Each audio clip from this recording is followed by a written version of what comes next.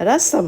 পাও, রাসাম একটি south Indian dish. আমার সাউথ ইন্ডিয়ান ডিশ ভীষণ পছন্দের। আজ খুব ইয়াম্মি কিছু খেতে ইচ্ছে করছিল, তাই রাসাম রান্না করে ফেললাম। রাসাম রান্না করার জন্য টমেটোকে গরম জলে হালকা সেদ্ধ করে নিলে তার বাকলটা তোলা খুব সহজ হয়ে যায়। আমি টমেটোকে পেস্ট করে নিলাম। আপনারা ছোট ছোট করে টুকরো করে কেটেও রান্না করতে পারেন। দুটো শুকনো লঙ্কা আর জিরাকে রোস্ট করে হামানদির সাথে গুঁড়ো করে তার মধ্যে রসুনের কুয়া, আদা আর পেঁয়াজ দিয়ে থেতো করে নিলাম। গরম তেলে সর্ষে আর কারি পাতা ফোড়ন দিয়ে তার মধ্যে ওই মশলাটা দিয়ে হালকা ভেজে টমেটো পেস্ট, তেঁতুলের পাল্প আর জল দিয়ে স্বাদ মতো নুন, হলুদের গুঁড়ো, গুড়, বিট নুন, ক্রাশ করা গোলমরিচ আর শুকনো লঙ্কার গুঁড়ো দিয়ে গ্রেভিটা এইরকম থিকনেস হওয়া পর্যন্ত ফুটিয়ে তার মধ্যে অনেকগুলো ধনেপাতা দিয়ে ভাতের সাথে এনজয় ইয়োর সেলফ।